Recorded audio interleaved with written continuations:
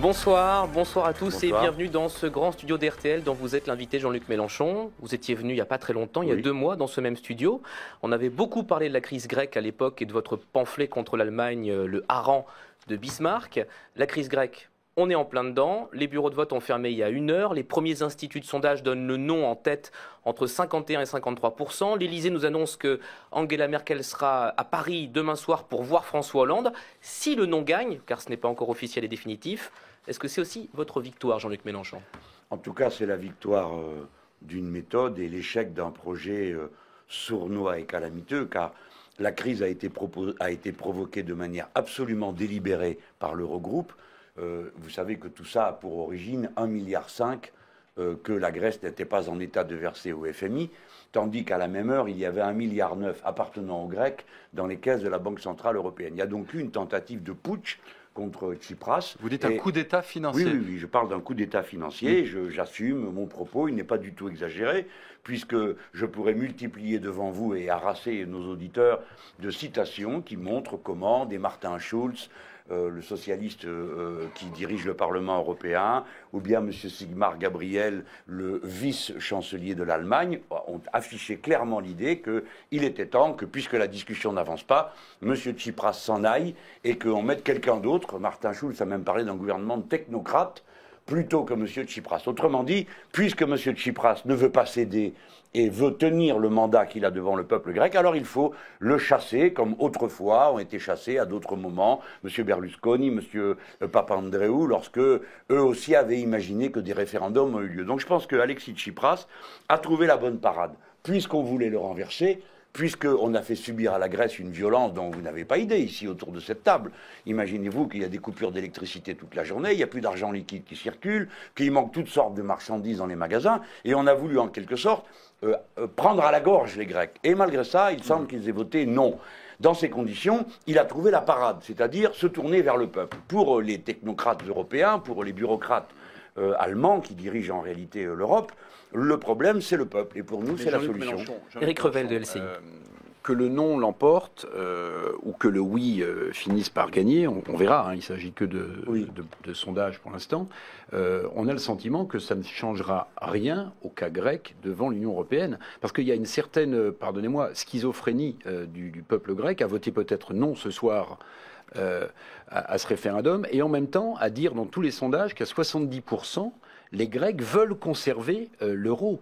Comment l'Europe va pouvoir, si le non l'emporte, alors que M. Schulz, ce que vous citiez tout à l'heure, disait si le non l'emporte, il faudra que la Grèce trouve une autre monnaie, comment concilier ce non avec la volonté des Grecs affichée dans les sondages de conserver l'euro comme monnaie ? Sûr.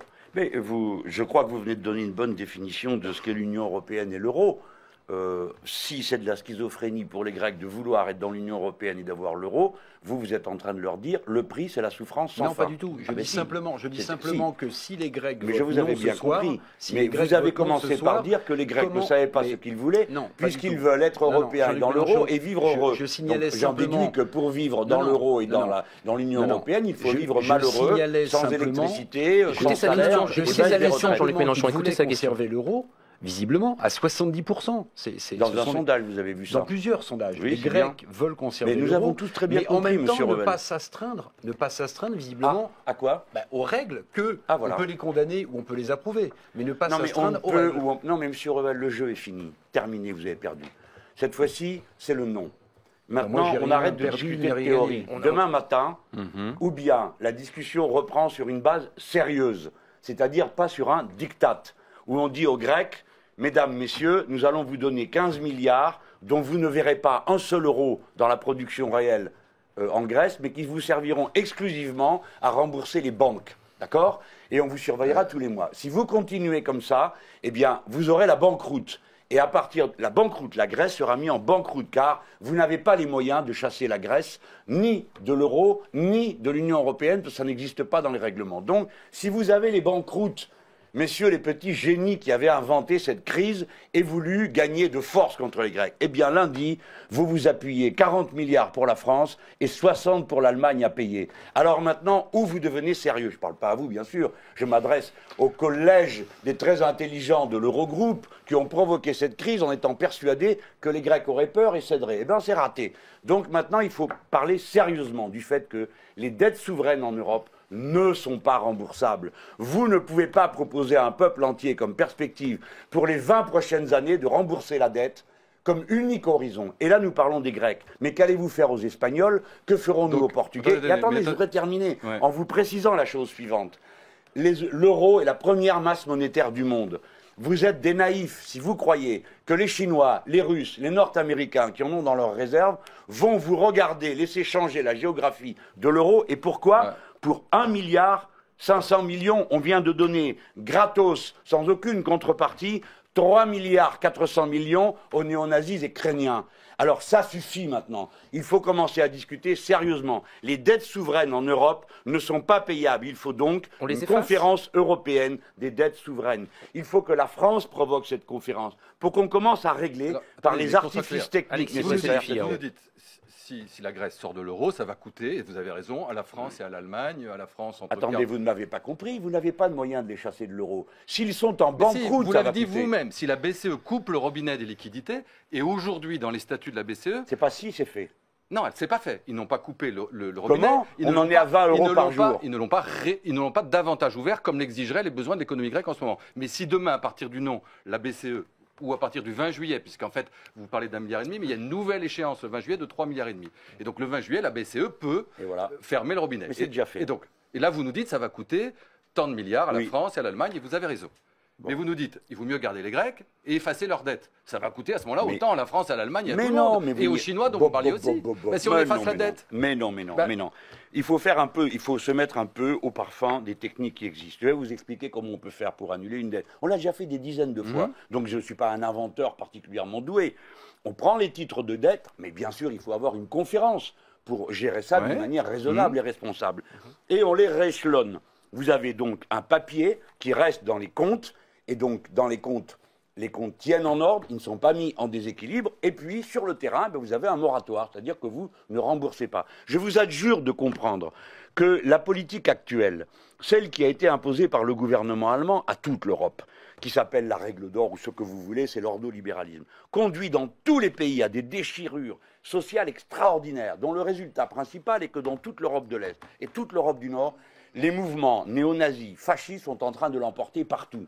Donc, jusqu'à quel point continuerez-vous avec obstination à vous fermer les yeux? La même Tsipras n'a aucun reproche à se faire dans cette histoire, dans cette affaire, dans cette crise. Ah ben si. Est-ce qu'il a réussi à créer un système fiscal compétent en Grèce, à lever un impôt foncier? Il n'y a pas de cadastre? Bien sûr. Toujours pas fait? Non, mais attendez, est-ce qu'Alexis Tsipras est tout blanc dans cette affaire? Bien sûr que oui.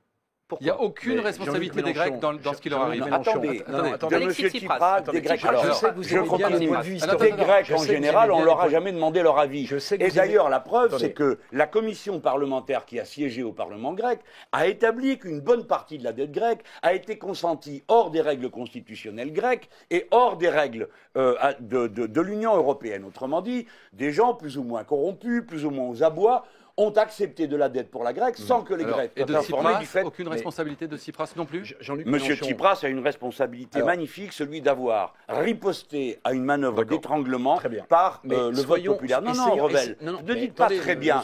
Parce qu'il y a 3 ans, quand je vous ai... Mais non, mais écoutez, Eric Revel. C'est moi l'invité ou vous? L'invité, on lui pose des questions. Oui, mais il ne pose pas des questions. Il fait des commentaires interminables pour défendre la politique de la droite et des voyous qui ont ruiné la Grèce. Allez-y, monsieur Revel. Vous aimez bien la vision historique des choses. Oui. Alors, regardons, il n'y a pas si longtemps en Grèce, quand M. Samaras était au pouvoir. Oui. M. Samaras au pouvoir. Bien. La Grèce commençait à rembourser. La Grèce pouvait continuer à emprunter sur les marchés. Vous savez ce que disent les Grecs? Alors peut-être que ce n'est pas les Grecs. Les Grecs, ceux que vous rencontrez d'habitude, M. Revel, dans votre bureau. Ceux que vous rencontrez. Oui, vous, d'accord. Qu'est-ce qu'ils disent? Ils disent, le problème avec Tsipras, c'est que dès qu'il est arrivé au pouvoir, les gens ont pensé qu'il raserait gratis, et plus personne n'était en mesure de payer ses... Je vous pose la question. Vous ne posez pas la question, vous continuez le flot des calomnies anti-grecques. Je vous ai entendu ici même autour de cette table me demander si je trouvais normal que les fonctionnaires grecs aillent faire taxi à 4 h de l'après-midi et vous êtes resté comme un benet quand je vous ai dit, allez-vous faire... Oui, ici même. Je vous ai dit, allez faire taxi à 4 h de l'après-midi sous Cagnes à Athènes et vous verrez pourquoi les gens font taxi. Tout simplement parce que leurs payes sont insuffisantes. Sur les erreurs de Tsipras, est-ce qu'économiquement il en a fait? C'était la question qu'on essayait de vous poser. Je vous ai déjà répondu non. Monsieur Tsipras, attendez, mais permettez, je sais que tout doit être noir ou blanc, mais Monsieur Tsipras a pris en charge une situation de ruine, s'est retrouvé dans une négociation avec des gens qui ne négocient pas, qui disent nous allons vous donner de l'argent à la condition que vous nous le redonniez l'instant d'après. Et lorsque les comptes de la Grèce, les exigences qui sont présentées à la Grèce, même la France n'est pas capable de le faire, on lui demande un excédent primaire. On lui demande un excédent primaire pour que les gens comprennent. Ça veut dire, avant de payer la dette, il faut que le budget de l'État soit en excédent de 3 ou 4 points. Ils y étaient quasiment, les Grecs, et ça s'est dégradé depuis qu'à Tsipras, ça c'est un fait. Non, mais ça... oui, bon, d'accord. Oui, vous savez quoi, monsieur, je vais vous dire, c'est de la faute de Tsipras, le problème en Europe. Comme c'est de ma faute s'il y a le Front National en France, bien sûr. Donc, vous parlez d'excédent primaire, là, vous avez raison, c'est un fait. Bien. Ils y étaient arrivés vaille que vaille, et ça s'est redégradé. Vous ne pouvez pas dégager d'excédent primaire dans un pays qui est déjà à l'agonie. Pourquoi ? Parce que si vous contractez continuellement la dépense publique en faisant des coupes, vous baissez les recettes fiscales. N'importe qui est capable de comprendre ça. Alors apparemment, la piste de travail je voudrais revenir sur votre... parlons des Allemands. On va parler un coup des Allemands. Parce que vous nous dites que c'est un coup d'État. En gros, les Allemands veulent mettre les Grecs dehors de la zone euro. Oui, c'est M. Schulz qui l'a dit lui-même. Madame Merkel aussi. Quand on regarde ce qui se passe dans les discussions européennes, on se rend compte que les Irlandais, les Portugais, les Chypriotes, les Espagnols, ils sont tous d'accord avec les Allemands. Les Finlandais, les Slovaques, les Baltes. En gros, tous les Européens sont d'accord et ne veulent pas payer pour les Grecs. Mais personne ne paie pour les Grecs. Arrêtez avec cette propagande absurde. Si on est face aux dettes des Grecs... Oui, pardon, une seconde. C'est ce que vous demandez. Attendez. Personne ne paie pour les Grecs. Personne n'a payé pour les Grecs. Personne ne paiera pour les Grecs. Quand on dit que ça coûte 1 000 € par contribuable français, c'est un mensonge. Éhonté, pour la raison suivante. Alors, on va entrer dans la technique. C'est le grand oral ici. Il faut avoir fait les nappes. C'est le grand jury. Alors, je vous pose la question à vous. Allez, expliquez comment on fait pour amortir une dette. Vous avez l'air d'être balèze. Pour amortir une dette? Oui, comment on fait? Je ne suis pas un économiste, moi je suis là pour poser des questions. Vous êtes là pour poser des questions. Tout à fait. Et vous voudriez que d'un claquement de doigts, je vienne vous expliquer ce que je vais faire maintenant, mais vous aurez la patience de m'écouter jusqu'au bout. Est-ce que vous m'écouterez jusqu'au bout ou pas? Bon, alors sinon, posez pas la question. Donc, que se passe-t-il?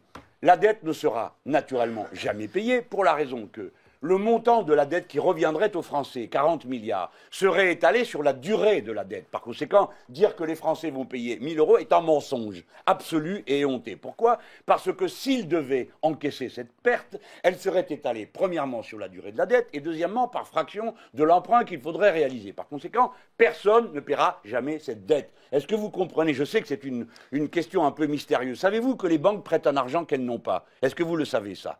Les banques ne prêtent pas un magot qu'elles ont dans leur coffre en le prêtant aux autres. Non, les banques prêtent de l'argent qui n'existe pas, il leur suffit d'avoir 8%. Ça, c'est l'accord Bâle 3. Vous le connaissez, vous? Je vois que vous êtes au courant. C'est l'accord Bâle 3 de stabilité des banques.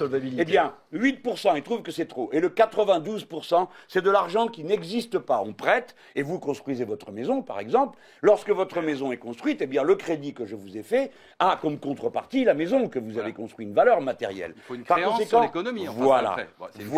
Eh bien, les créances qui ont été faites sur la dette ne seront jamais payées parce que ce sont des choses qui n'existent pas. C'est de l'argent qui circule, ce sont des petits bits dans les ordinateurs. Cet argent n'existe pas, sauf qu'il existe politiquement pour étrangler la Grèce. Je ne sais pas si je me suis bien fait comprendre. Ce que je veux dire, c'est que c'est un coup, ce qui a été fait à la Grèce, c'est politique. C'est pour montrer qu'on ne peut pas sortir du cadre dans lequel l'euro a été enfermé. Vous n'avez pas répondu sur le fait que, grosso modo, tous les pays européens sont... Pas la France. Ah oui, pardon, je vais vous répondre. Sont d'accord avec les Allemands. Alors voilà, oui, c'est en général ce qui se passe, je suis d'accord avec vous. Des gens qui ne peuvent se défendre et à qui on dit, eh bien, si vous ne faites pas la bonne réponse, vous aurez tout faux et vous paierez plus cher. Je vais vous expliquer pourquoi. Quand on est un gouvernement de droite, parce que les gouvernements que vous évoquez sont tous des gouvernements de droite, intéressés naturellement d'une manière différente d'un gouvernement de gauche, d'abord à l'argent plutôt qu'aux êtres humains. Mais laissons ça de côté. Supposons que je sois le Premier ministre espagnol et qu'à cet instant je dise « Ah, mais je suis d'accord, finalement, ces Grecs ont raison. » Supposez que je le fasse. Supposez qu'ils le fassent. Que se passe-t-il aussitôt? Les gens qui éventuellement prêteraient à l'Espagne, parce que l'Espagne a, comme tous les pays d'Europe, tous les mois, une masse d'argent qu'elle doit emprunter. Pourquoi faire? Rembourser la dette précédente, tous les mois. Eh bien, à ce moment-là, les gens diraient, mais qu'est-ce qu'ils racontent, ces Espagnols? Ils disent qu'il ne faut pas payer la dette. Ouh là là, donc nous augmentons la prime de risque. Et donc, l'emprunt coûterait plus cher aux Espagnols, aux Irlandais. Attendez, mais vous en étiez aux dirigeants. Vous me posez une question. Je vous réponds et aussitôt vous prétendez parler au nom du peuple. J'ai une question, Jean-Luc Mélenchon, sur les Irlandais et les Portugais, qui, eux, ont fait les réformes exigées, vous allez dire, commandées, dictées par Bruxelles. Et alors, que se passe-t-il dans ces pays? On nage dans le bonheur, je suis informé de ça. Non, ils nagent pas dans le bonheur, mais qu'est-ce qu'ils vont dire, eux, si on fait une exception à la Grèce? Voilà. Eh bien, ils vont dire ce que nous dirons, nous, les Français. Il y a basta. Ça suffit. On ne peut pas avoir pour horizon de payer la dette. Et vous allez voir ce qu'ils vont peut-être dire en Irlande. Ils vont dire qu'ils votent Sinn Féin. Sinn Féin est un parti nationaliste, républicain, et qui est opposé à la politique de Mme Merkel et du gouvernement CDU-CSU de l'Allemagne. Et vous verrez que peut-être au Portugal, vous aurez aussi une majorité de gauche. Et vous verrez qu'en Espagne, vous aurez une majorité de gauche. Parce que les gens, simplement, ce n'est pas des idées de gauche qui défendent. C'est l'idée d'avoir le droit de vivre. Vous comprenez ce que c'est vivre? Vivre, ça n'est pas payer, simplement, et ad vitam aeternam pour des dettes que personne n'a décidées. Car il n'y a pas un Espagnol qui a décidé. J'aimerais vous poser une question. Oui. Si le non l'emporte, est-ce que la politique européenne, si le non l'emporte en Grèce, est-ce que la politique européenne de gestion de l'euro ne va pas totalement changer? Ce serait la grande victoire de Tsipras. Je m'explique. On aurait jusqu'à présent constaté la victoire d'une politique libérale menée, vous le disiez, par Angela Merkel. Si Tsipras arrive à ce que le non l'emporte ce soir, est-ce que la politique européenne ne va pas s'orienter vers une politique plus sociale? Bon, on va voir. Bon. D'abord, on doit faire... Est-ce que ce ne serait pas ça la victoire d'Alexis Tsipras ce soir si le non l'emporte?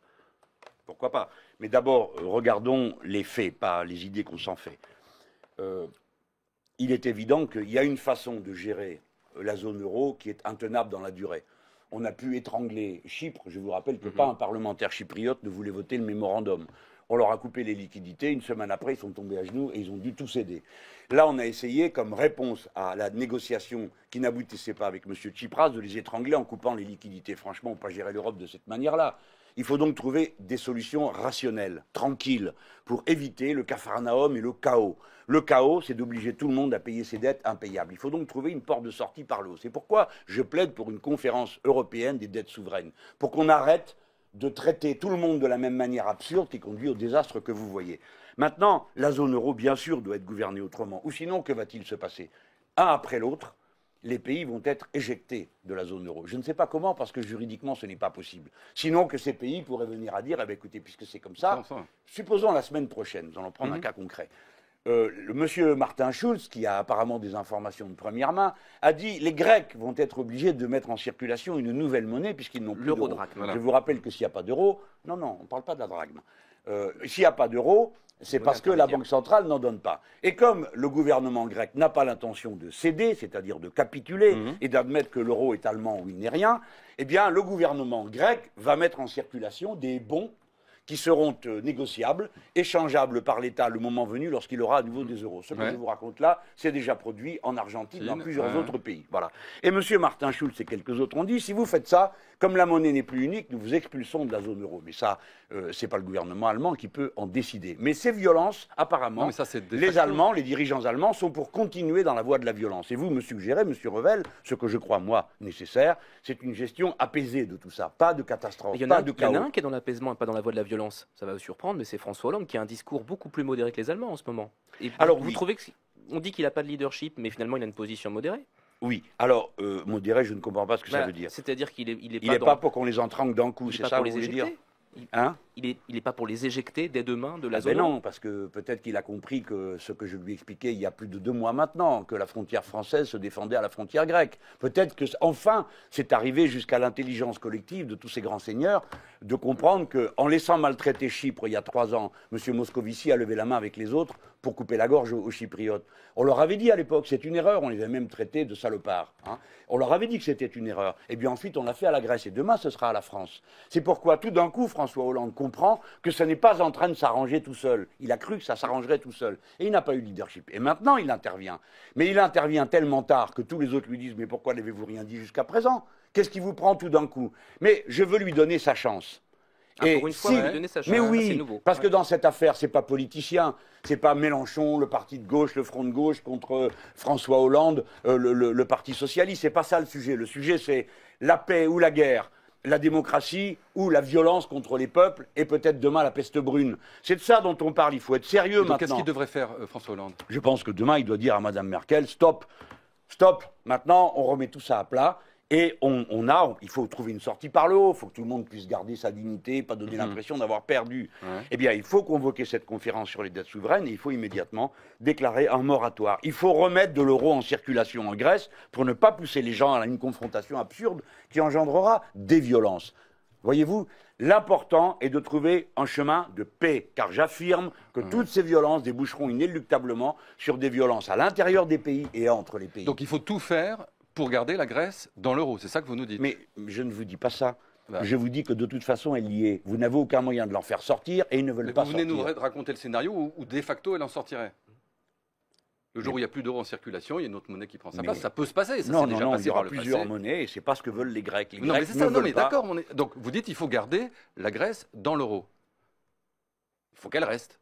C'est bien ce que Bah, vous dites. Sinon, qu'est-ce que vous Non, non, proposez non, mais d'autre Elle on peut, pourrait elle dire peut- aussi. Elle peut ne pas être dans la zone euro et dans l'Union Vous nous européenne. décrivez toujours. un système. Oui, oui, mais Vous nous non, mais attendez, attendez, je moi voudrais je juste vous parle pas. poursuivre. Vous êtes pardon, si vous me Vous le nous dites permettez. l'euro c'est horrible, les riches s'enrichissent, les pauvres s'appauvrissent. Pourquoi? Ce que je voudrais comprendre, c'est pourquoi vous tenez tant à ce que les Grecs restent non, non, dans moi je l'euro. tiens à rien du tout, c'est eux. Non, mais vous aussi, vous y tenez. Attendez, mais c'est une discussion qui est extrêmement abstraite et qui repose sur la base suivante, qui est une fétichisation de la monnaie. L'euro ne peut être qu'allemand. Voilà. Ça, c'est votre point de départ. Il n'y a qu'une seule euro possible. Non, mais il y a pas de point de Non, départ, mais c'est s'il y a un autre euro possible. Nous sommes la deuxième puissance économique du continent. Nous avons notre mot à dire. Et pas simplement à courir derrière Mme Merkel en disant bravo. Voilà. Nous pouvons avoir une monnaie unique qui soit d'une autre nature, avec un autre contenu, dont l'objectif unique ne soit pas, comme ils disent, la stabilité des prix qu'eux-mêmes ne respectent pas. Je plaide donc pour un autre euro. Si on ne peut pas faire un autre euro, alors je suis pour qu'on s'en passe. D'accord, Voilà. c'est ça, c'est Mais- ce que vous avez dit. Oui, Alors, mais ça voyez-vous, veut les dire- gens pacifiques commencent d'abord par faire des propositions simples. Je fais une proposition simple.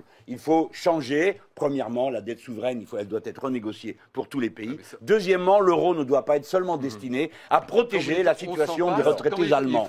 Éventuellement, si ça ne marche pas, il faut qu'on s'en passe. Vous pensez aux Grecs, mais aussi à la France? Mais monsieur, je n'envisage pas le cas où l'on dise non à la France. Voilà.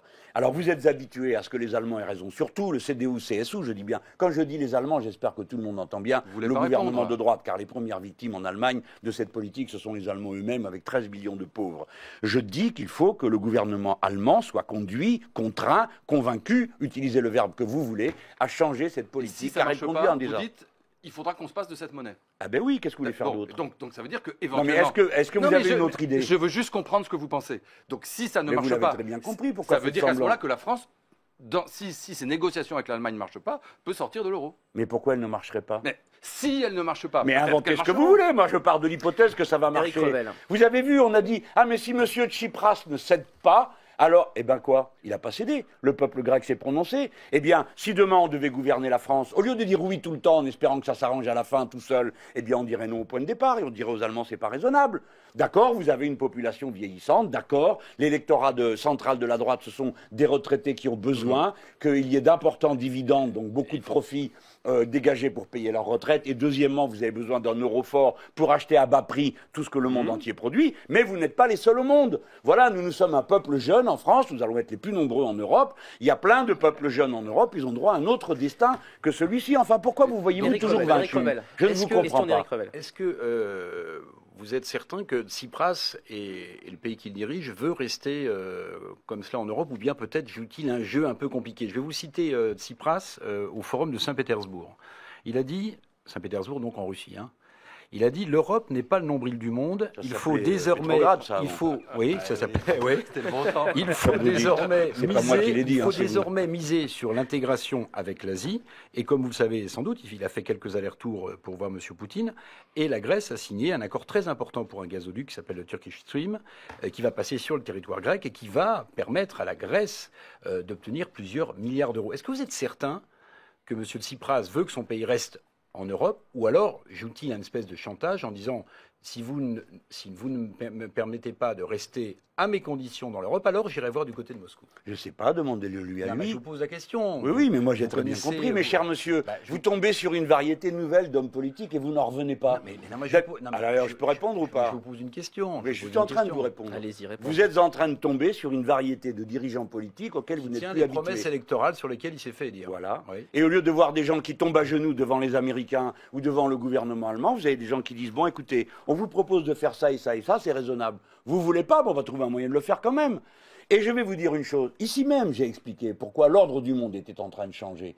Parce que les BRICS, c'est-à-dire le Brésil, la Russie, l'Inde, la Chine et l'Afrique du Sud, ont constitué une nouvelle banque mondiale et une nouvelle banque d'investissement et négocient entre eux dans leurs monnaies respectives. C'est la nouvelle puissance émergente du monde. Moi j'ai toujours dit qu'il fallait mieux avoir un apport de coopération privilégié avec les Chinois, les Russes, etc., plutôt qu'avec les Nord-Américains qui sont une puissance en déclin. Eh bien M. Tsipras dit pareil.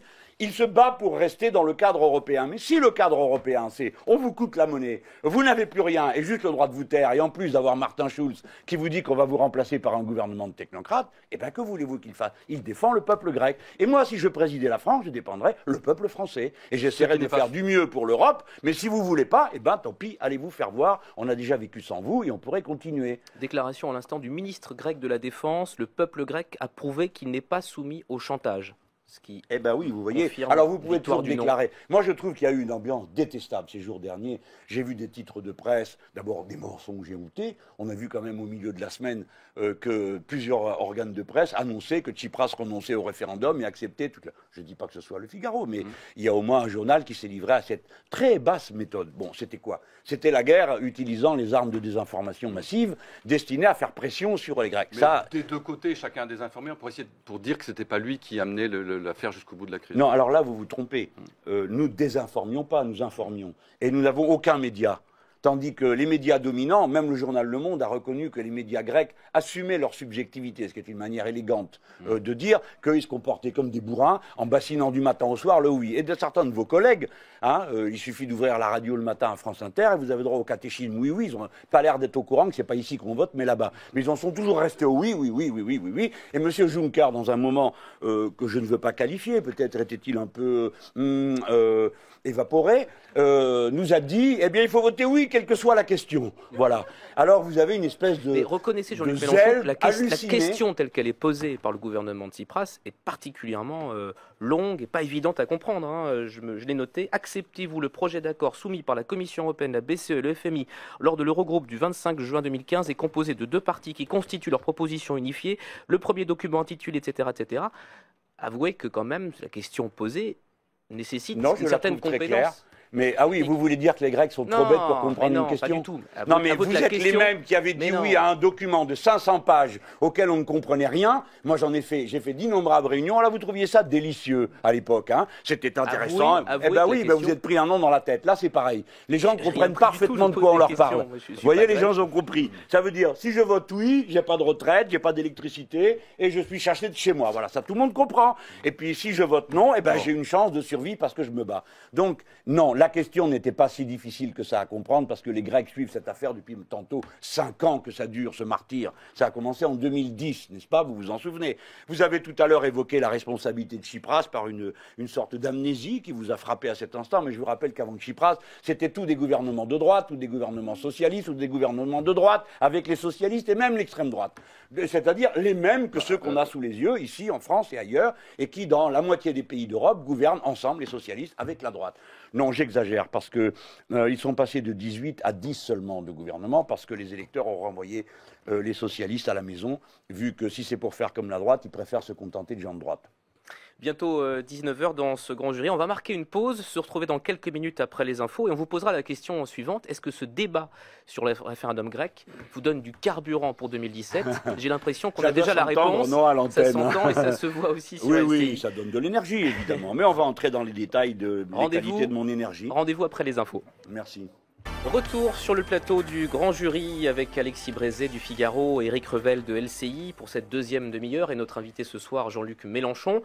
Les bureaux de vote ont fermé il y a 1 heure maintenant à Athènes. Pas de résultats officiels ni définitifs, mais des résultats officieux, des sondages faits par téléphone et qui montrent que le non serait en tête à près de 52% des voix. Donc une victoire a priori pour le Premier ministre Alexis Tsipras. Question très directe, Jean-Luc Mélenchon. Est-ce que tout ça n'est pas une aubaine politique pour vous en vue d'une présidentielle qui approche? Oh là là. Ce qui est une bonne nouvelle, c'est naturellement que le peuple grec ait été mobilisé, se soit prononcé. Alors je vous demande un instant sur ce point. Dans nos stratégies politiques, à nous, l'autre gauche, parce que de temps à autre, on nous colle extrême gauche. Non pas extrême gauche, il y en a une en France, il faut la respecter, et c'est pas nous. Bon, nous sommes l'autre gauche, la gauche en vérité, et le peuple. Bien, pour nous, l'intervention populaire est cruciale. C'est-à-dire que toutes nos stratégies politiques reposent sur le fait qu'à intervalles réguliers, on fasse voter le peuple. C'est ce qu'on a fait au Venezuela, c'est ce qu'on fait dans tous les pays où il y a eu des révolutions citoyennes, et donc c'est très important. Donc première victoire, le peuple a été consulté. Je vous rappelle que la dernière fois quelqu'un avait eu l'idée, c'était M. Papandreou, il a eu que l'idée, il a été foutu dehors, séance tenante avant d'avoir eu le temps d'organiser quoi que ce soit. Donc là, il y est arrivé. Deuxième élément, le peuple grec, qui a été soumis à un pilonnage d'une violence absolument incroyable. D'abord les médias, mais ça c'est pas grave parce qu'on a déjà montré en France comment on pouvait s'en passer, mais surtout des mesures concrètes, je veux dire tous les jours, vous commencez à faire la queue pour avoir des billets de banque et il n'y en a pas, vous allez au magasin et il n'y a rien, il y a des coupures d'électricité dans la journée, donc le mouvement était terrible. Et malgré ça, les Grecs en conscience, les Grecs sont des gens éduqués comme vous, moi, décident de voter non en majorité. Et dès lors, ils obligent l'Europe à entrer dans une nouvelle époque. Il va falloir discuter autrement. Parce qu'on ne peut pas déclarer la guerre à tous les gens qui sont... Est-ce que ça vous donne de l'énergie pour vous, pour ce qu'il faut faire en France? Évidemment, parce que ça prouve qu'il y a un scénario, pour l'instant, qui tient la mer. C'est-à-dire le recours au peuple. Le peuple est la solution. Pour eux, le peuple, c'est le problème, les Merkel et compagnie. Pour nous, c'est la solution. Bien. Alors, on voit que ce chemin-là peut être ouvert. Donc, bien sûr que ça nous aide. Ça montre que c'est possible. Ça donne du courage. Après tout, si ces pauvres Grecs, qui représentent 2% de l'économie européenne, sont capables d'un tel courage, alors nous, les Français, qui représentons 18%, nous serions bien vils. Alors, vous allez voir, tout à l'heure, à la place de la République, à 21h30, s'il est confirmé que le non l'emporte, eh bien, j'espère que nous allons être nombreux à nous rassembler pour célébrer cette victoire et surtout manifester notre affection au peuple grec. Jean-Luc Mélenchon, pour revenir à la question, la situation grecque donne-t-elle des ailes aux leaders du parti de gauche? Quand on regarde un peu le cheminement politique de Syriza en Grèce ou de Podemos en Espagne ou du parti de gauche en France, il y a pour moi une intersection commune, c'est l'autonomie face au système politique et au parti socialiste. Est-ce que ce point de vue est juste ou faux? Absolument. Et vous avez raison. Et je voudrais vous montrer comment les choses se sont enchaînées, car souvent, on me fait... je suis sûr que c'est le reproche. Il y a une telle impatience dans les médias de me voir diriger le pays qu'à intervalles réguliers, on me dit « Mais comment ça se fait que vous n'y arrivez pas » Je sens qu'il y a là un appétit, allez, une impatience. On va vous le dire, allez. Je vous dis que les conditions... Oui, non, mais j'ai compris. Vous avez raison, monsieur Revel. Nos formations politiques sont passées toutes par la rupture avec le système. Nous ne croyons pas que dans le cadre actuel, on puisse changer les choses d'une manière positive. Mais à la différence du passé, d'autres théories politiques, nous sommes absolument non violents et nous sommes absolument pour la démocratie. Donc, dans tous nos pays, nous faisons tous la même chose. C'est-à-dire que nous commençons par rompre avec les partis du système. Dans un deuxième temps, lorsque nous arrivons au pouvoir, nous déclenchons des élections et souvent des assemblées constituantes pour que le peuple se redéfinisse lui-même. C'est la 6e République en France. Vous connaissez mon discours sur le sujet. Ce qui est important dans cette affaire, c'est que vous compreniez comment les choses se sont succédées. Nous avons d'abord eu une rupture en Allemagne, et ça a donné Die Linke, rupture avec les sociaux-démocrates. Et cette rupture a permis que naisse en France le Front de gauche, qui en était l'imitation. Et Syriza, qui s'appelait autrefois Synapismo, je vous fais un petit cours de politique européenne, qui était un tout petit groupe, s'est mis dans la foulée. Et chacun à notre tour, nous avons porté un peu plus haut la flamme. Oscar Lafontaine l'a amené à 8% en Allemagne. Ensuite, vous avez eu l'élection en France où je l'ai porté à 11%, tandis qu'à ce moment-là, Tsipras était à 4%. 3 mois après, il passe, lui, de son côté, à 18%. Et ensuite, nous avons vu le même scénario se mettre en place en Espagne. Donc 2017, on peut donc penser que la victoire de ce soir va nous aider, nous pousser en avant, parce que les gens vont se dire, après tout, on pourrait peut-être le faire. La France aussi est capable de faire l'histoire. Est-ce qu'elle va vous aider à vous unir? Parce que dans les exemples que vous citez, là où ça marche, c'est là où les forces alternatives de gauche au Parti socialiste arrivent à s'entendre. Et de votre côté... Non, ce n'est pas le cas, mais je veux bien l'admettre. Ça n'est pas du tout le cas, parce qu'il y avait cette l'alliance au sein du Front de gauche avec les communistes qui a l'air de marcher pas très bien. Pierre Laurent lui-même commence à dire qu'il va être candidat peut-être à la présidentielle. Vous vouliez vous rapprocher des écologistes, ça marche encore moins bien. Finalement, mais non, mais qu'est-ce que vous êtes tout seul là. C'est pas la bonne ambiance en ce moment avec Pierre Laurent quand même. Si je suis tout seul, je courrais plus vite. Ben voilà, non, mais, c'est pas le sujet. Nous n'en sommes pas là. Les choses ne se passent pas du tout comme vous le dites. Le Front de gauche a été créé. Alors à l'époque, vous dites, vous n'allez pas y arriver. Et puis après, c'était, il sera pas candidat. Mais si, il était quand même candidat commun. Puis après, c'est, il n'arrive pas à convaincre. Puis après, il n'arrive pas à faire plus de 5. Ah ben, il n'arrive même pas à faire 10. Ah ben, maintenant qu'il a fait 10, on a dit à la fin, c'est un échec, il n'a pas fait 20. Voilà. Donc je connais votre numéro. Non, mais les départementales, les dernières élections, c'est pas formidable. Le Front de gauche a eu écoutez-moi bien, je vais vous faire une déclaration solennelle. Le Front de gauche a eu un candidat commun en 2012. Oui. Nous ne sommes plus en 2007, nous ne sommes pas en miettes. D'accord ? Eh bien, je vous dis, en 2017, le Front de gauche aura un candidat commun.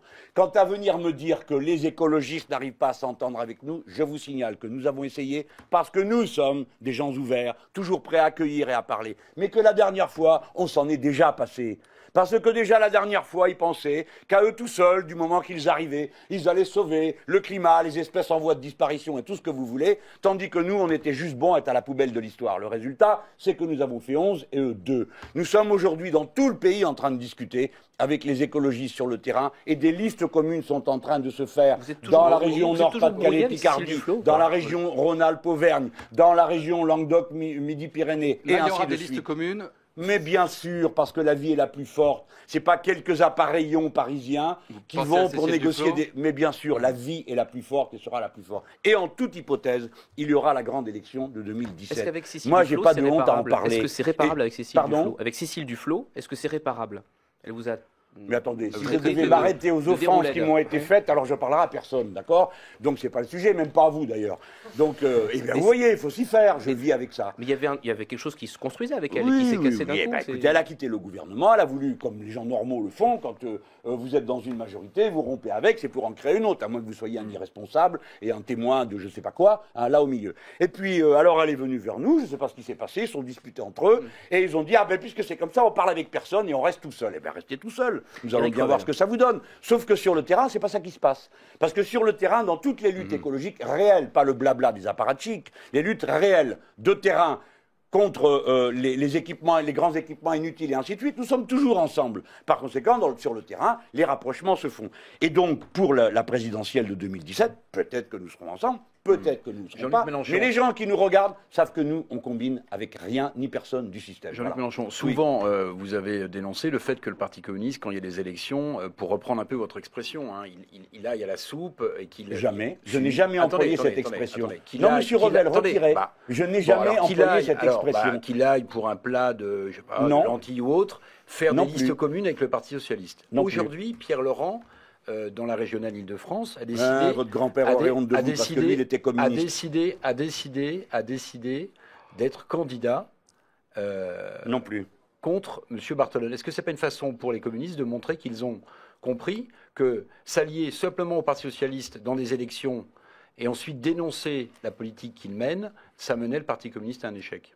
Peut-être, oui, mais commençons d'abord par rendre justice aux communistes. Enfin, c'est pas possible de parler d'eux comme ça. Ce que vous racontez correspond à rien. Les communistes ont toujours eu des candidats au premier tour des élections cantonales ou législatives. C'est quand il y a des exceptions que c'est curieux.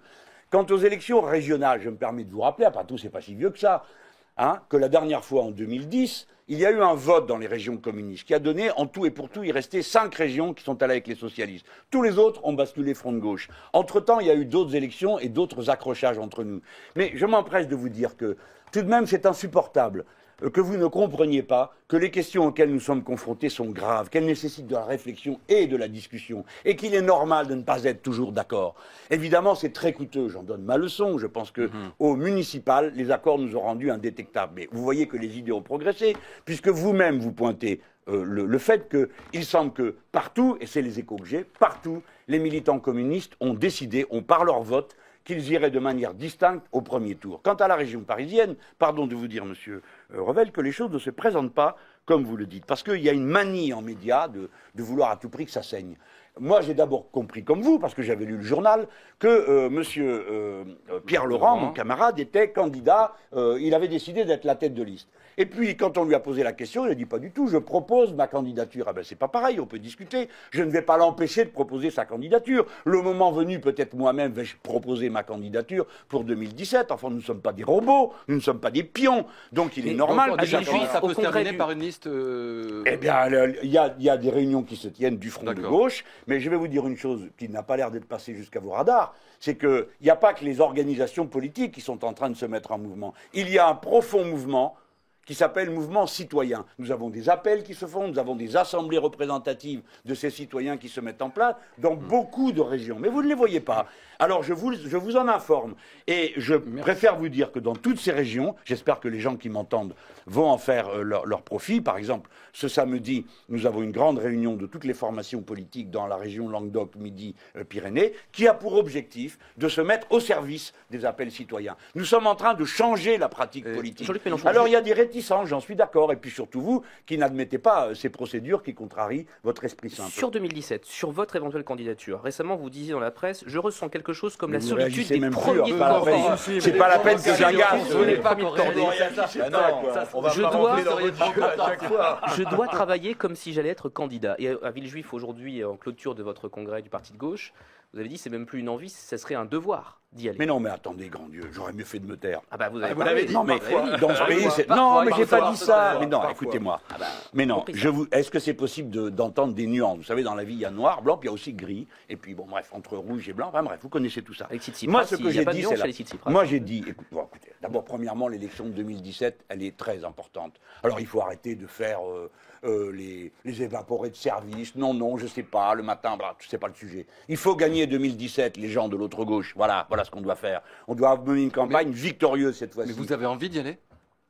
Mais c'est incroyable, la vie maintenant est sur mon nombril, qu'est-ce que c'est que cette histoire? Enfin, c'est quand même une question qu'on peut poser à quelqu'un qui a été candidat, savoir s'il veut être candidat. Oui, mais attendez, quand on a été une fois candidat, je vous garantis qu'on rêve autour de sa langue 7 fois dans sa bouche avant de vouloir remonter sur la croix. Donc c'est pas le sujet pour moi. Le sujet se présente de la manière suivante. J'ai dit que j'étais disponible. Voilà, je ne peux pas vous dire mieux. Ensuite, j'ai expliqué que pour être disponible, je devais travailler sérieusement. Il faut bien que je dise quelque chose. Donc, je travaille sérieusement, je constitue des équipes, je mets à jour les dossiers. Moi, je n'ai pas le problème de M. Hollande ou de Mme Duflot, qui disent tous qu'il faut d'abord parler du projet. Moi, ça, le projet, j'ai déjà un. Il s'appelle l'humain d'abord. On va le réactualiser. Et puis, nous avons une ligne d'horizon qui s'appelle l'écosocialisme, donc on n'est pas en panne d'idées. Ensuite, que voulez-vous? C'est comme ça, c'est moi qui ai été le candidat en 2012. C'est un honneur immense de toute l'autre gauche. Et contre tous les autres. D'accord? Je vous le rappelle quand même. Nous étions 3 partis à l'époque, là-dedans. Puis 9 à la fin. Bref. J'ai une responsabilité, c'est ça que j'ai dit au congrès du parti. À mes camarades, j'aurais dit, j'ai une responsabilité, je dois assumer un rôle de porte-parole qui est attendu de moi, parce que les gens sont contents. Il y en a, vous savez, il y a des gens qui ne sont pas contents, mais il y en a qui sont contents de m'entendre. Il y a eu 4 millions de personnes qui ont voté pour l'autre, je pense qu'aujourd'hui, il y en a un peu plus, qui se disent, finalement, il avait raison, l'autre était un menteur, j'aurais mieux fait de lui faire confiance à lui, à l'intérieur de la gauche. Et donc, je dois assumer cette responsabilité de porte-parole, et quand on me parle de 2017, je ne dois pas me cacher sous la table en disant, je ne sais pas, je ne suis pas au courant, je n'ai pas entendu parler. Qu'est-ce qui peut vous retenir d'y aller alors? Eh bien, la situation peut changer très vite, cher ami. Imaginez-vous que lundi, Mme Merkel continue à faire la loi avec l'abominable M. Schauble et que l'euro s'effondre. Alors, quand est-ce qu'on vote? Vous vous figurez que François Hollande va rester là au milieu de la tourmente? Donc, les élections... Ça ne change rien à votre détermination à vous, ça. Au contraire, ça devrait la renforcer. Mais quel est l'intérêt? Ma détermination, elle est entière, elle est totale. Je me suis battu toute ma vie, c'est pas maintenant. Si vous venez me dire, là, que vous êtes les 3, là, Monsieur Mélenchon, nous avons fait un comité, nous sommes d'accord pour... Nous voulons que vous soyez candidat. Eh bien, je vous recevrai avec plaisir. Je ne vais pas vous dire, non, je ne veux pas entendre parler de vous. Mais je ne vous dirai pas, je ne veux pas entendre parler de ça. Bon sang, est-ce que vous pouvez comprendre? Les régionales. Je suis disponible, je travaille et je suis capable de le faire. Mais je suis un homme politique responsable, donc je dois m'adapter à une situation. Vous travaillez pour 2017, on a compris, mais les régionales, ça vient beaucoup plus vite au mois de décembre. Dans l'hypothèse, dans les régions où le FN sera en situation de gagner, au deuxième tour, est-ce que vous pourriez fusionner avec le Parti socialiste ou appeler à l'union de la gauche contre le FN? Ou est-ce que c'est fini ça? Alors, attendez. D'abord, pourquoi vous me posez cette question à moi? Je ne suis ni responsable du Front de gauche, vous n'arrêtez pas de m'appeler leader. Attendez, quand même. Au passage, je donne des informations à ceux qui nous écoutent. Je ne suis même plus le dirigeant du parti de gauche. Ce sont mes camarades Éric Coquerel et Daniel Simonet qui le dirigent à présent en tant que coordinateur. Bon, donc vous pourrez. Alors, comme militant, qu'est-ce que vous pouvez dire? Oui. Mais moi, je vais quand même vous répondre. Mais je veux quand même vous dire ça. Parce que sinon, on rabougrit la vie politique et vous avez un type tout seul. D'ailleurs, il y a 5 minutes, vous étiez trop content de me dire que répondez à la tout seul. question face au FN. Oui, je vais vous répondre. Cette question est extrêmement face au FN, bien sûr. Non, mais dans l'hypothèse d'un deuxième tour. Bien sûr, on a compris. Dans l'hypothèse la plus emmerdante, qu'est-ce que vous fait? C'est pas tout à fait impossible dans un certain nombre de régions. Et oui, et vous avez raison. Mais voilà, toute la difficulté est là. C'est que si je vous dis oui, alors à quoi bon présenter une liste? À quoi bon? C'est exactement ce que veulent les socialistes et l'UMP. Nous mettre dans la tenaille. Alors, nous n'avons pas à faire des listes, puisqu'il y a le danger FN. Autrement dit, c'est là qu'on voit la perversité de ce système. Le FN est le meilleur argument de l'UMP et du PS pour tuer la démocratie dans ce pays. Alors vous nous dites non. Oh non. Non, je vous dis d'abord ce que j'ai envie de dire, si ça ne vous ennuie pas. Et je suis en train de vous expliquer que le chantage au deuxième tour est l'unique programme, et c'est le programme commun du PS et de l'UMP. Le chantage au FN. Vous ne referez pas comme en 2012 avec François Hollande en 2017, si ça se reproduit? Nous verrons. Je vais vous dire, c'est très difficile. Pourquoi? Parce que des milliers de gens n'ont assez. Des gens de droite sont dégoûtés de voter UMP, n'ont pas envie de le faire. Et pourtant, nombre d'entre eux sont plus républicains que le titre du parti de droite qui s'est arrogé cet adjectif. Ils en ont marre. Peut-être que ceux-là, d'ailleurs, vont voter Bayrou. Parce que vous savez bien que M. Juppé se fera couper la gorge en cours de route.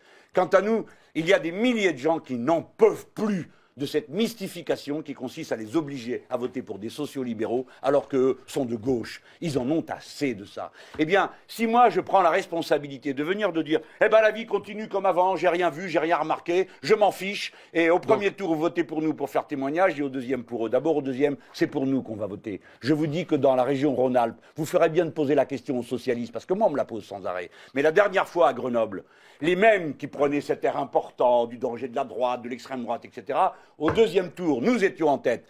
Et ils n'ont pas appelé à voter pour nous. Alors maintenant, j'attends qu'ils commencent, eux, par dire ce qu'ils comptent faire. Parce que les socialistes, le Parti socialiste, est un parti qui s'est spécialisé dans l'escamotage, le mensonge et le chantage au deuxième tour. Alors, je vais terminer. Je vous répondre. Voici la proposition que fait le parti de gauche, puisque j'ai participé à son congrès, donc je la connais. C'est que cette question soit tranchée par des assemblées représentatives des citoyens qui constituent et appuient la liste. C'est-à-dire que les partis politiques se mettent en retrait sur cette question et que décident ceux qui sont les artisans de ces listes. Alors vous aurez des partis qui... Au lendemain du premier tour. Ah ben oui. Ouais, c'est ça, d'accord. Ben bien sûr, on sait le faire. Un petit Je ne veux pas, les gens, écoutez-moi, ne vous laissez pas prendre dans ce piège. Parce que ce matin, Isabelle Attard, qui est une députée qui vient d'Europe Écologie Les Verts et qui était à notre congrès, s'exprimait en faveur de ces mouvements citoyens. Et elle disait que la seule chose que lui ont dit les socialistes, c'est pas bonjour, c'est pas comment allez-vous, pourquoi avez-vous quitté Europe Écologie Les Verts, pourquoi est-ce que vous votez la motion de censure. Ils n'ont pas posé de question. Ils lui ont dit quoi? Vous soutenez une liste qui n'est pas celle du Parti Socialiste, donc vous allez faire gagner le Front National. Nous en avons assez de ce chantage. Et moi je tiens tête, voilà, je tiens tête. Je reviens très rapidement, Alexis, je reviens à l'actualité grecque, très rapidement. 3 instituts de sondage maintenant donnent une nette victoire du non au référendum. Vous dites net, n'est-ce pas? Nette victoire du non, au-dessus de 51,8% apparemment. Réunion demain des directeurs du Trésor des pays de la zone euro et Alexis Tsipras, le gouvernement de Tsipras, qui intensifie son activité pour arriver à un accord rapide avec la zone euro. Voilà, les dernières informations. Eh bien, ce sont de très bonnes nouvelles. Ce que vous dites sur Alexis Tsipras n'a aucun sens, puisque toute la semaine, on a raconté des bobards. Mais je pense que, d'abord, il faut que le résultat soit connu, assuré. Notre gouvernement en Grèce a fait la preuve de sa solidité. Et je vous signale, pour le cas où vous ne l'auriez pas compris, que nous sommes passés de 37%, qui est notre victoire aux élections législatives, à 52% ce soir, qui est notre victoire au référendum. Vous voyez que la méthode était la bonne. Le peuple grec, parce que vous comprenez en cette affaire, Alexis Tsipras ne défend pas un projet de gauche contre je ne sais quel fumeux projet de droite. Alexis Tsipras défend le peuple grec, la nation grecque, contre la tentative de transformer ce peuple en une colonie de l'Eurogroupe et du gouvernement de Mme Merkel. J'aimerais changer complètement de sujet pour terminer en ce qui me concerne. Et vous parlez du pape François qui commence une grande tournée en Amérique du Sud, une semaine, 24 000 km, 22 discours. Et il a décidé, le pape François, de s'arrêter dans 3 États qui sont parmi les plus pauvres d'Amérique du Sud, l'Équateur, la Bolivie et le Paraguay. Et il veut rencontrer Rafael Correa et Evo Morales. Quel regard, Jean-Luc Mélenchon, très positif sur le pape D'abord, ce ne sont pas les pays les plus pauvres, vos statistiques ne sont pas bonnes. Ce sont les pays dont le plus grand nombre de pauvres sont devenus moins pauvres qu'avant. Car ces 3 pays ont battu des records dans l'éradication de la pauvreté. Il vient en Équateur. Je voudrais d'abord dire à quel point ça me réjouit. Et j'aimerais que pendant cette période de la visite du pape, les États-Unis d'Amérique veuillent bien cesser les complots par lesquels ils agitent et créent une tentative de renverser le gouvernement coréen. Ensuite, il ira en Bolivie. Pour l'instant, nous sommes bien stables puisque nous avons déjà vaincu 2 tentatives de coup d'État. Comme dit Evo Morales, vous savez pourquoi il n'y a pas de coup d'État aux États-Unis d'Amérique? Parce qu'il n'y a pas d'ambassade des États-Unis d'Amérique aux États-Unis d'Amérique. Et par conséquent, la tournée du pape est bonne. Il rencontre des gouvernements de gauche. Il a des choses à leur dire. Nous avons avec le discours du pape évidemment des divergences que tout le monde connaît, notamment sur la question de l'avortement. Mais après tout, dans la mesure où ce serait une recommandation morale, qu'avons-nous à y dire? Là où nous ne sommes pas d'accord, c'est quand ils essayent de transformer ça en cadre juridique, en obligeant les États à ne pas voter de loi. Mais sinon, la dernière encyclique, je vous recommande de la lire, elle est extrêmement intéressante. D'abord parce qu'elle réhabilite un certain nombre de théologiens qui jusque-là avaient été mis à l'index. Je pense aux théologiens de la Libération, je pense à Teilhard de Chardin, et surtout parce qu'il tient un discours qui nous aide. Je vous le dis franchement, nous aide en montrant qu'il n'y a qu'un seul écosystème compatible avec la vie humaine. Et la religion catholique en Amérique latine, avec la théologie de la Libération, nous a beaucoup aidé à ce que nos gouvernements finissent par s'imposer, parce que le christianisme a été vécu comme une doctrine de gauche et plutôt que comme une doctrine au service des puissants. Je le dis aussi tranquillement que peut vous le dire quelqu'un qui est profondément laïque, comme vous le savez, et que l'on a plus souvent accusé de manger du curé qu'autre chose. Mais, en conclusion, cela ne donne pas le droit au pape de nous dire ce que nous devons faire et de venir prêcher dans les assemblées parlementaires, comme ce fut le cas au Parlement européen. J'ai été bien dépité de me trouver si seul avec je crois 5 ou 10 parlementaires au total, pour trouver que ça n'était pas normal. Donc le pape est le bienvenu dans tous ces pays, si j'en crois mes camarades. La discussion avec l'Église catholique a lieu, et tant mieux, que cela se passe bien. S'il pouvait arrêter les coups d'État, ce serait parfait. Jean-Luc Mélenchon, le fondateur de Wikileaks, Julian Assange, demandait l'asile politique en France.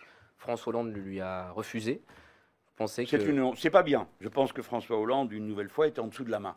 Monsieur Julian Assange, par ses révélations, a aidé la France. D'abord à se méfier de ceux qui l'espionnaient et permis que des milliers de crimes qui seraient restés impunis soient demain châtiés. De même, monsieur Edward Snowden. Par conséquent, j'estime que, comme nous avons, vous vous en souvenez, naturalisé français, ce jeune homme qui a été le héros de l'épicerie cachère. Eh bien, je pense que nous devrions donner la nationalité française à monsieur Snowden et à monsieur Julian Assange pour les services qu'ils ont rendus aux Français. Deuxièmement, l'ambassadrice des États-Unis d'Amérique qui a refusé de se présenter devant la Commission des Affaires étrangères où elle avait été courtoisement invitée, à mes yeux, est devenue persona non grata en France. Le président devrait lui demander de rentrer chez elle et de demander aux États-Unis d'Amérique d'envoyer un ambassadeur plus respectueux de la démocratie française. Et enfin, le président de la République devrait ordonner le démantèlement immédiat de la station d'écoute qui est située au dernier étage de l'ambassade des États-Unis d'Amérique à Paris. C'est absolument inacceptable puisque de là, nous sommes espionnés. François Hollande devrait moins avoir peur des États-Unis parce qu'il nous ridiculise aux yeux du monde. Si, je vous signale qu'il y a 2 jours, nous avons entendu beaucoup parler du décès de M. Charles Pasqua, qui a été de manière très spectaculaire, qui a fait l'objet d'une cérémonie aux Invalides. Je vous rappelle que Charles Pasqua, tout de droite qu'il était, avait expulsé 47 diplomates nord-américains, et quand je lui avais demandé si c'était bien le cas, il avait répondu que non, il n'avait expulsé aucun diplomate, il avait expulsé 47 espions. Eh bien nous devons expulser les espions nord-américains, démanteler leurs stations d'écoute, obliger leurs ambassadeurs à être courtois avec la République française, et nous devons donner asile à M. Assange, qui fait l'objet d'une poursuite, qui n'a donné lieu à aucune procédure judiciaire depuis tantôt 3 ans. On voit bien que c'est un prétexte. M. Assange est prêt à répondre à toutes les questions que la justice suédoise voudrait bien lui poser, à la condition que la Suède ne l'expulse pas vers les États-Unis d'Amérique, où il est menacé de mort. Donc je remercie Julian Assange pour les services qu'il a rendus à la France. Et si en 2017 nous avons un gouvernement de l'autre gauche, M. Assange, je l'espère, sera naturalisé français et accueilli chez nous comme un héros. L'heure tourne. Merci d'avoir été l'invité de ce grand jury, Jean-Luc Merci de m'avoir Mélenchon. invité. Bonne soirée. Dernier grand jury de la saison. J'espère L'année que prochaine, vous entendez toute l'énergie du nom grec passer à travers ma voix, l'année un prochaine, peu érodée après 3 jours de congrès. Merci de m'avoir reçu.